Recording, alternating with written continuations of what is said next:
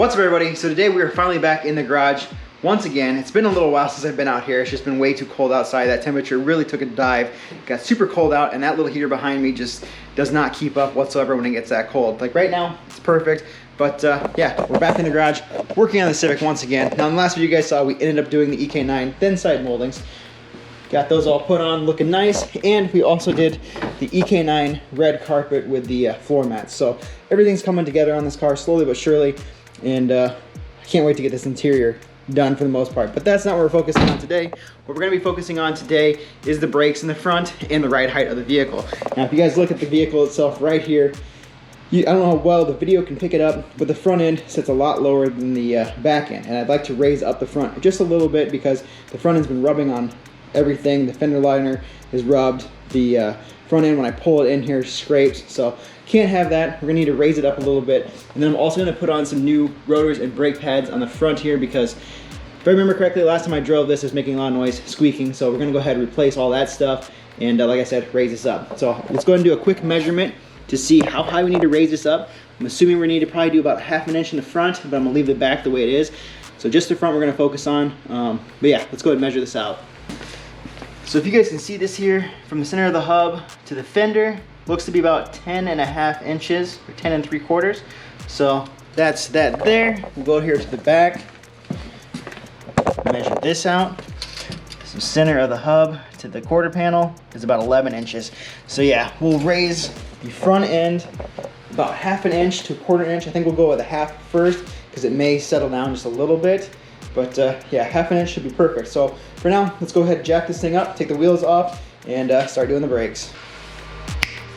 So now that we got the wheels and tires off, you guys can see here just how bad the rotors and brake pads themselves are. The rotor's very rusty. There's a lot of surface scratches and stuff in the rotor itself. So rather than having this machine to resurface, I figured we'd go ahead, get some new brake pads and rotors. So fairly cheap, inexpensive, and we'll throw them on the Civic today. The one thing that I did notice though is there's no set screws on this side. So whoever did this job in the past, they never put the screws back in, which is kind of nice because we won't have to fight that, at least on the passenger side here. But on the driver's side,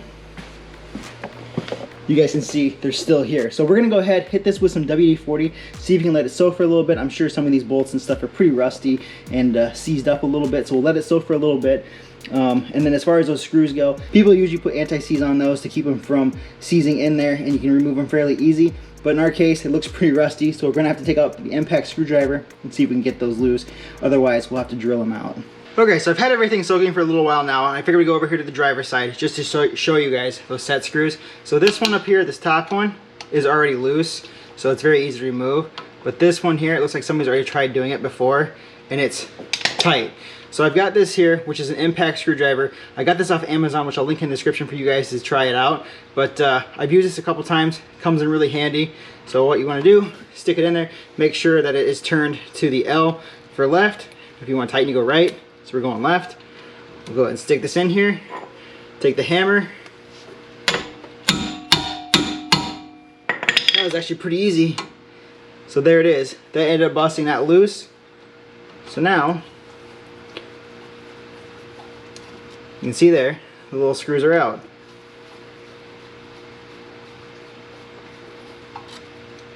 And with those two being out, we'll go ahead and jump back on the other side, take out the caliper, and then remove the rotor. And then I'll do this side on my own off camera just because it's a little snug over here, kind of up close to a wall. So we'll go ahead and take the rotor and caliper off the other side just because there's no set screws over there, and replace them with new ones. So now we're back over here on the passenger side. Like I said, the set screws are out on this side. We'll go ahead and take the caliper off. Now this is just a pin here. When you take the bottom bolt here, this will lift up and then slide out so you have access to the brake pads. Now if that's all you're doing today is just brake pads, that's a simple, easy job. So like I said, just this one 12mm bolt, lift it up, replace them, put it back together, you're good to go.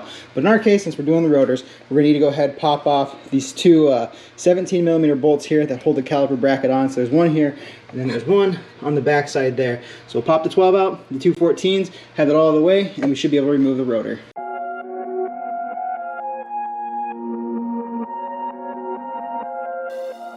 So you guys can see there, we got that out, and this looks pretty bad on the back side. The pads themselves don't look bad, but the backside is all rotted. I don't know what got back here. It looks like all sorts of like mud and stuff. Yeah, that's gotta go. And then the front one here, if it comes out,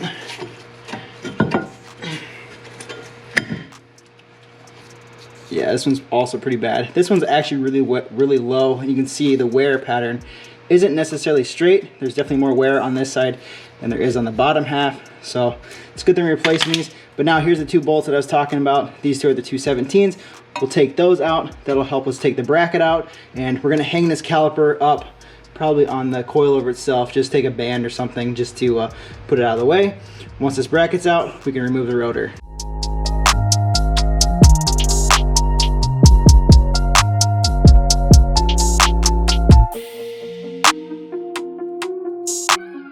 Just like that, rotor's off. So with the caliper and rotor out of the way, I figured it'd give me a little bit better access to get back here to the coilover, just because I've never messed with these before, and we could be able to get back here and adjust them. And as you guys can see there, I have adjusted them. We're just gonna go ahead and need to tighten this back down, but finding a spanner wrench that was fit this was a little bit of a challenge.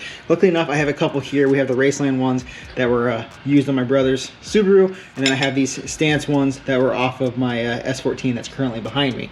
So the stance ones seem to work the best.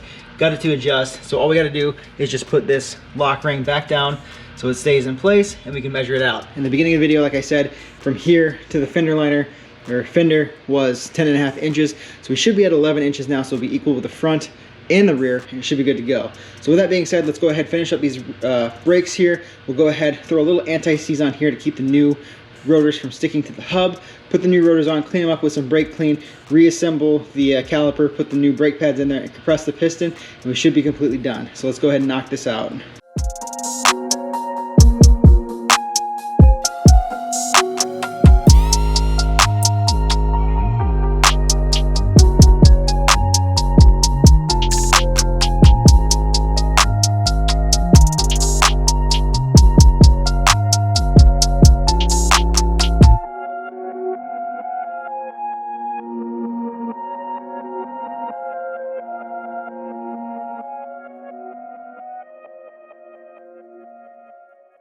And just like that, the new rotors and pads are on and looking good. That should be a huge upgrade from what it was. Even though these brakes are super tiny, I would like to eventually upgrade them to something else here in the future. But for now, these will do. Definitely get rid of that squeaking noise that I was telling you guys about. And these brake pads, like you guys can see there, are just shot compared to the new ones. So this should be a lot better. The only thing I will say when it comes to installing this, it would be nice to have the set screws to hold the rotor back, because when you are installing it, as you guys can kind of see, the rotor is moving back and forth, making it a little bit of a challenge to put the pads in, but we managed to get it done and get it completed.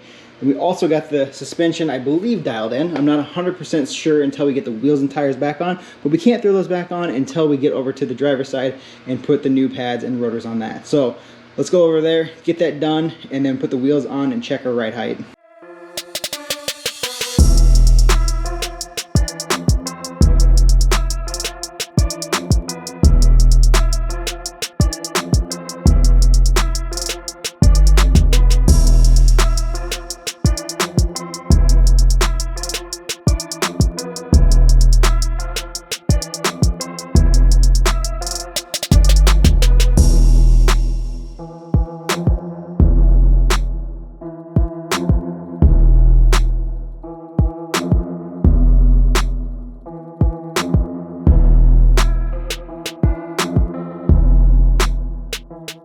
So just like that, we got this side done. Coilover is adjusted, so now we can go ahead and throw the wheels on and see if our ride height is where we want it to be.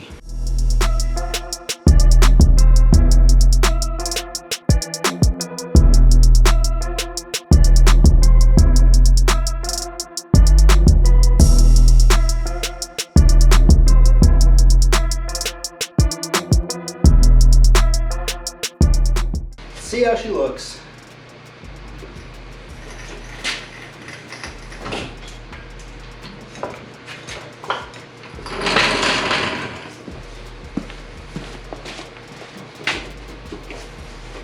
Definitely got a little bit more clearance in there. Not too bad. Go ahead, measure it out.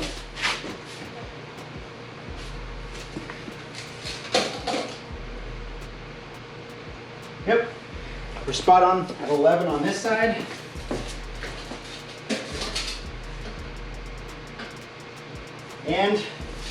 the driver's side. So we got the brakes all done, looking refreshed up front and good. We will need to do something in the back eventually. I don't really want to mess with the drum brakes because I'd like to do a disc brake conversion on this car. So maybe we'll see what we can do with that here in the future. But for now, the brakes should be good. No longer having any squeaky or noises. They should be a lot better than what they were. There's definitely more pad on this, and the new rotors will help a lot. We will have to get these brakes bedded in, so we'll have to take the thing out for a drive and get them so they're good to go. But otherwise, I'm pretty happy with the way this vehicle is turning out so far. I think our ride height is pretty good. You guys can let me know in the comments below what you guys think. I only raised it up a ½ an inch in the front, so it's leveled out now. So we got 11 inches in the back, 11 inches in the front. We're good. We're not rubbing or anything. We got plenty of clearance up here in the front. The fender liner, let's see if I can tuck that up a little bit, so that's out of the way. And then in the back, we're still good. If I go with anything bigger than these wheels and tires, I'll definitely have to roll the fenders because not a whole lot of room. But I think it turned out pretty good. Pretty simple, quick, easy project. Nothing too crazy. Just need to torque down the wheels and have it all set.